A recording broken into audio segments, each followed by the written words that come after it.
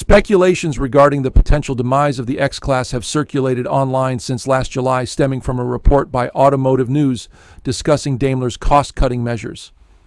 This speculation has now been confirmed true as Mercedes announced the discontinuation of its Navara-based pickup, with production slatted to cease in late May at Nissan's factory in Barcelona, Spain.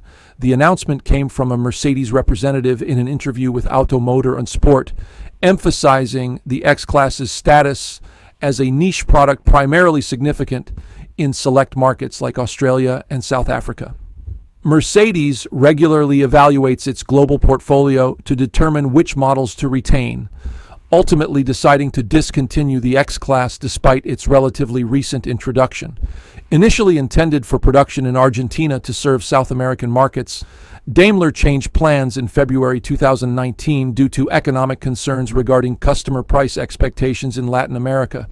With shared components with the Renault Alaskan, the X-Class proved too costly compared to its mainstream counterparts. Comparing starting prices in Germany, the Mercedes X-Class begins at $48,790, making it significantly pricier than the Nissan and Renault alternatives. Notably, only the V6 diesel model remains configurable, with the four-cylinder options no longer available on the German website. Since its launch in late 2017, the X-Class struggled in sales, with only 16,700 units sold in 2018 and demand further declining to 15,300 pickups worldwide in 2019.